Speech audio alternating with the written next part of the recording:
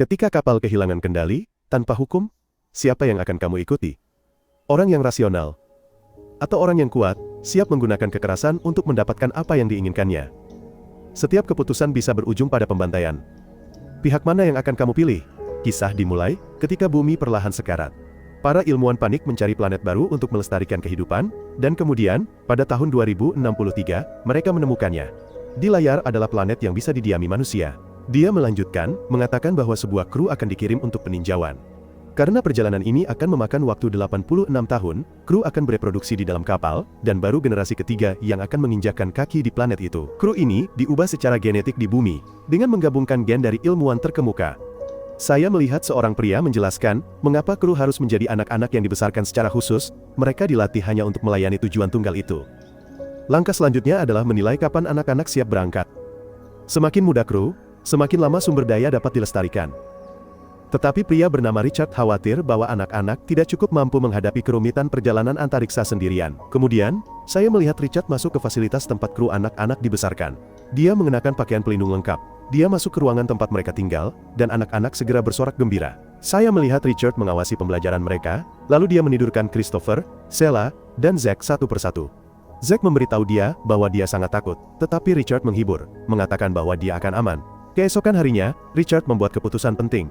Dia memberitahu penanggung jawab bahwa dia harus pergi bersama anak-anak untuk membesarkan dan melindungi mereka. Dengan demikian, misi dapat dimulai 4 tahun kemudian, bukan 7 tahun seperti yang diperkirakan.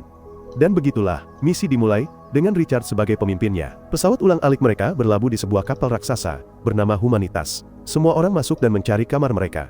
Richard melihat kembali bumi untuk terakhir kalinya. 10 tahun kemudian, anak-anak yang dulu kini telah dewasa, mereka bangun, dan memulai hari baru di kapal.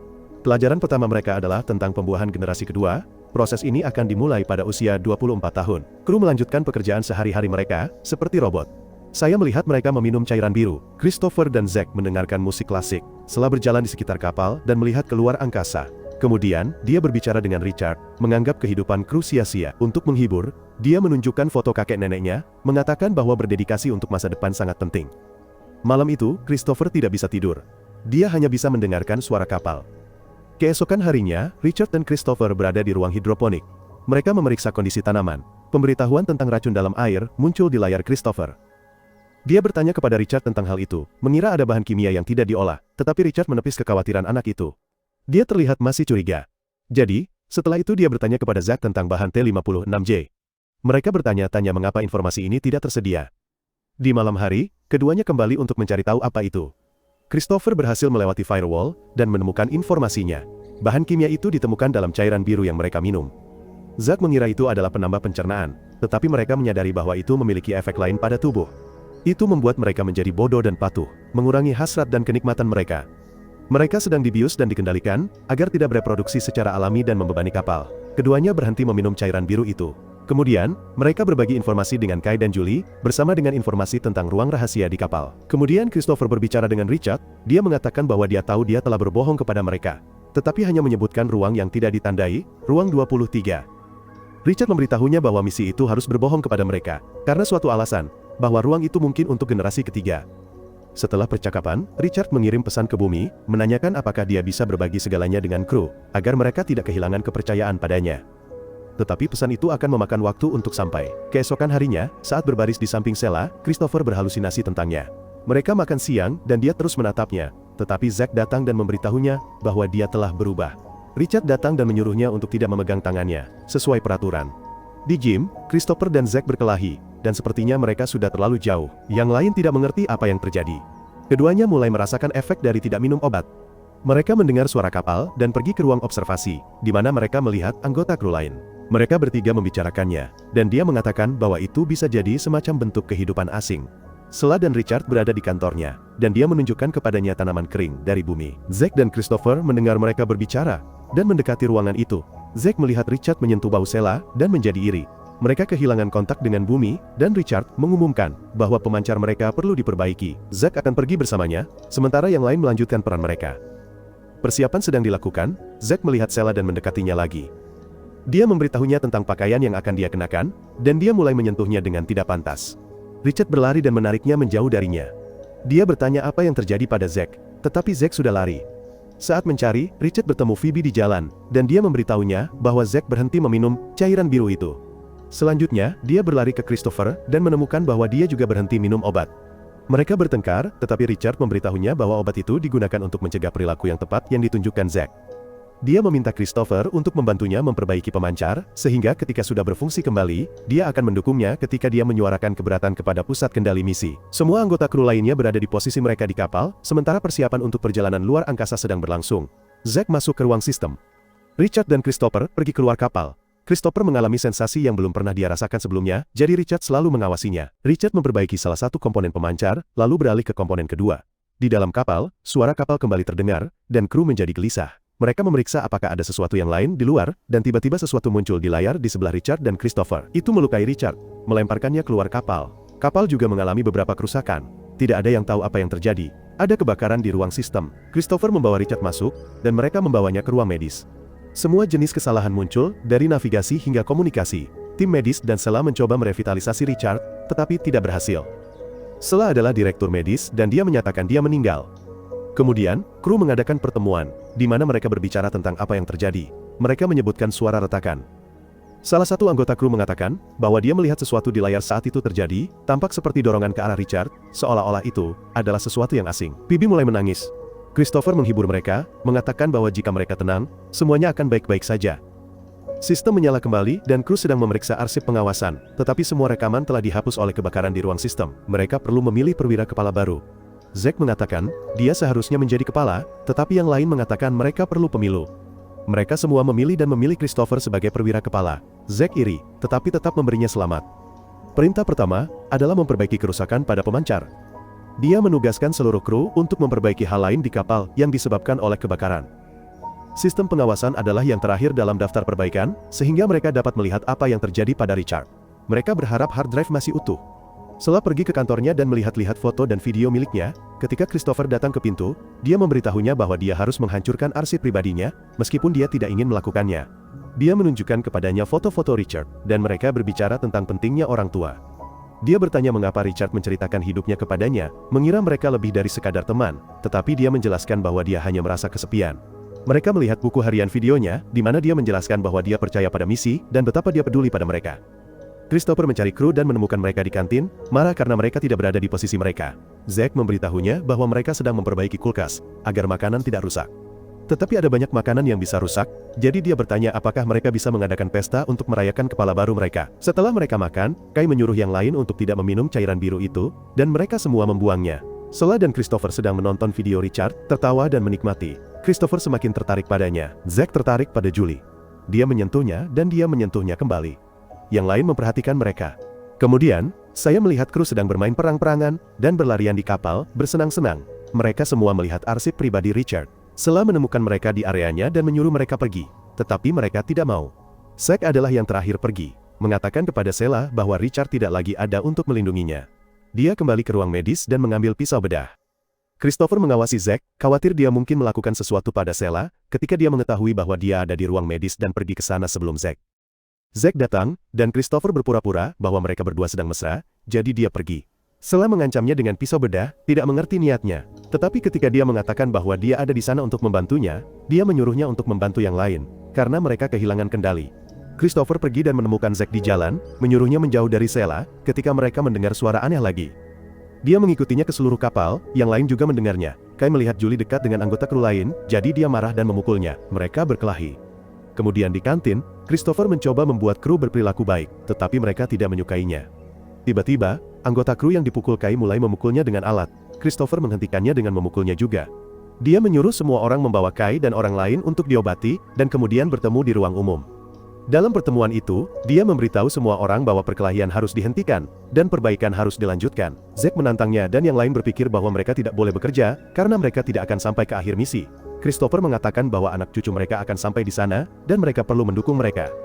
Salah satu anggota kru mengatakan bahwa dia tidak ingin bekerja di ruang sistem, karena alien tinggal di sana. Dia pikir Christopher membawanya masuk ketika Richard meninggal.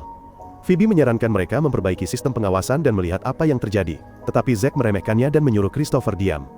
Dia tidak peduli lagi dengan aturan, dan mencoba meyakinkan yang lain untuk memihaknya, mengatakan bahwa Christopher bukanlah pemimpin yang tepat. Zack berpikir dia seharusnya menjadi pemimpin dan meyakinkan sisanya untuk menjadi bagian dari kelompoknya, kelompok yang akan cukup kuat untuk melawan alien jika ada. Banyak anggota kru mengikutinya, tetapi beberapa tetap bersama Christopher. Kelompok itu pergi ke ruang pengawasan untuk memperbaiki sistem, takut alien mungkin ada di sana. Christopher masuk lebih dulu untuk memeriksa. Zaz dan yang lain berkeliaran di koridor, dan pergi ke ruang sistem. Dia dan Kai masuk ke dalam ruangan, tanpa mengetahui Christopher juga ada di sana. Mereka masuk jauh ke dalam ruangan untuk mencari alien. Mereka yang berada di luar melihat ada sesuatu yang terjadi di dalam, dan Zack serta Kai berlari keluar dengan ketakutan, menyegel ruangan saat mereka pergi. Kemudian, mereka memberitahu yang lain dalam kelompok bahwa alien telah menyerang mereka. Sementara itu, Christopher membawa hard drive pengawasan ke Sheila di ruang medis. Dia dan beberapa orang lainnya memeriksa rekaman itu. Mereka menemukan rekaman dari ruang sistem dan menyadari bahwa Zack dan Kai lah yang membunuh Richard dengan mengguncangnya, lalu berbohong tentang alien. Kelompok itu memutuskan untuk diam untuk saat ini, sampai mereka mengetahui apa yang harus dilakukan. Christopher dan Sheila menyembunyikan hard drive di kamarnya dan berbicara tentang Zack. Dia berpikir bahwa itu adalah sifat asli mereka tanpa obat, tetapi dia tidak setuju, mengatakan bahwa keduanya berbeda. Dia mengatakan bahwa dia khawatir yang lain tidak akan peduli dengan kebenaran, dan mungkin dia juga tidak. Sheila menyuruhnya untuk tinggal bersamanya. Mereka berciuman dan tidur bersama.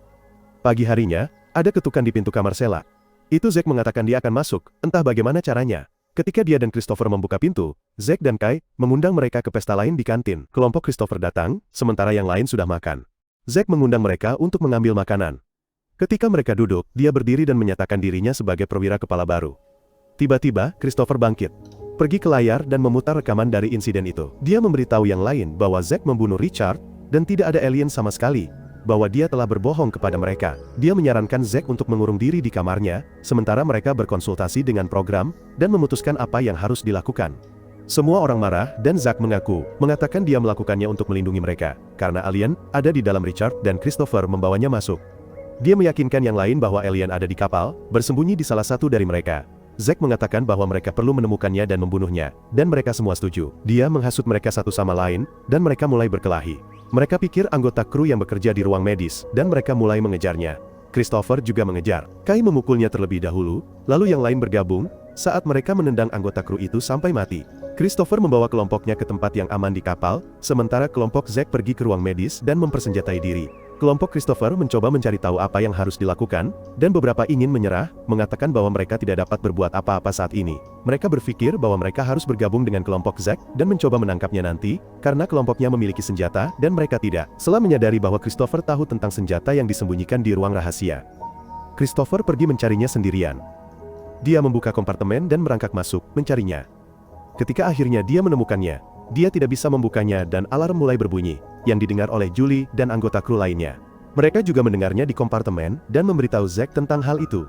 Christopher keluar untuk mengambil beberapa alat untuk membuka kompartemen, tetapi ketika dia kembali, kelompok lain telah membongkar kompartemen. Mereka membuka kompartemen rahasia dan menemukan senjata. Kai berpikir itu untuk generasi ketiga, tetapi Zack mengatakan itu milik mereka. Dua orang dari kelompok Christopher ingin bergabung dengan kelompok Zack dan yang lainnya. Zack bertanya di mana yang lain bersembunyi. Sheila, Phoebe, dan Christopher membuat rencana untuk mendekati Zack. Christopher menyarankan dia membunuhnya, tetapi Phoebe tidak menyukainya. Sheila mengawasi mereka di layar dan melihat mereka bergerak, mengejar mereka. Mereka memutus daya dan pergi ke ruangan itu. Sheila menyuruh kelompoknya untuk tidak melawan ketika yang lain menyerbu ruangan dan menangkap mereka. Sheila menghentikan mereka saat mereka menyeret Christopher pergi dan meminta untuk berbicara dengan Zack secara pribadi. Dia mengatakan bahwa dia ingin bersamanya dan bergabung dengan kelompoknya saat dia berjalan ke arahnya. Tetapi dia menolaknya, menertawakannya ketika Phoebe muncul bertanya apakah mereka semua gila. Dia mengatakan bahwa mereka bisa memutuskan untuk tidak bertindak seperti itu. Tetapi mereka semua menyuruhnya diam. Tiba-tiba, Kai membunuhnya dengan kejutan semua orang, termasuk Zack. Tetapi dia berbalik dan mengejar Christopher. Dia dan Sheila melarikan diri, tetapi yang lain memburu mereka di seluruh kapal. Mereka bersembunyi di ventilasi, tetapi yang lain dengan cepat menemukannya. Zack menembak ke dalam, dan Julie menyuruhnya berhati-hati, karena dia menghancurkan pasokan makanan mereka. Dia mengirim salah satu anak buahnya untuk mengejar mereka, untuk melihat apakah dia bisa menangkap mereka, tetapi mereka melarikan diri lagi. Tiba-tiba, seseorang menembak mereka, jadi mereka mulai mencari senjata. Christopher menemukan alat pemadam kebakaran, dan ketika Kai masuk ke ruang medis, mereka melumpuhkannya dan secara tidak sengaja membunuhnya. Zack menemukan mereka dengan cepat, dan menembak saat mereka melarikan diri. Mereka masuk ke ruang penguncian udara, dan Christopher menyuruh Sheila mengenakan pakaian antariksa. Dia menutupi jendela ruang penguncian udara. Ketika Zack datang, dia menembak tanpa ragu. Tiba-tiba, dia tersedot keluar, karena palka luar telah dibuka. Dia meraih Sheila dan pergi menutup palka, berkelahi dengannya dan akhirnya menikamnya dengan pisau. Christopher mendorongnya keluar dari Palka, tetapi saat mereka berkelahi, dia juga tersedot keluar angkasa. Sebelum Zack sempat menutup Palka, Sheila menendangnya keluar. Dia mencari Christopher, menunggu dia kembali dan tiba-tiba melihatnya berpegangan pada kapal. Keduanya kembali ke dalam, dan memberitahu yang lain, bahwa Zack sudah pergi. Mereka meletakkan senjata. Sesaat kemudian, seluruh kru makan siang di kantin. Sheila bertanya kepada Christopher bagaimana memastikan hal seperti itu tidak terjadi lagi. Mereka mendengarkan beberapa rekaman Richard, di mana dia mengatakan bahwa apapun yang buruk terjadi dalam misi, para penyintas adalah bukti bahwa manusia layak diselamatkan. Kru memilih komandan baru sekali lagi, dan mereka memilih Sheila. Dia membuat buku harian, di mana dia mengatakan bahwa mereka akan memilih segalanya mulai saat itu, dan mereka tidak akan kembali meminum cairan biru. Kru melanjutkan perbaikan kapal dan bekerja sama dengan damai seiring berjalannya waktu. Sheila hamil dan bayinya adalah milik Christopher. Bayi itu lahir. Beberapa tahun kemudian, anak itu terlihat berlarian di kapal dan bergabung dengan anak-anak lain. Anak-anak itu tumbuh di kapal, saat generasi pertama menua. 86 tahun setelah dimulainya misi, kapal humanitas terlihat melayang di angkasa, dan mengaktifkan mesinnya untuk mendarat di planet itu. Generasi tua dan muda melihat rumah baru mereka di planet asing. Cerita kita berhenti di sini. Apa pendapat Anda tentang itu? Beritahu saya di komentar. Jangan lupa like, subscribe dan nyalakan lonceng agar kita segera bertemu lagi. Terima kasih telah menonton sampai akhir video.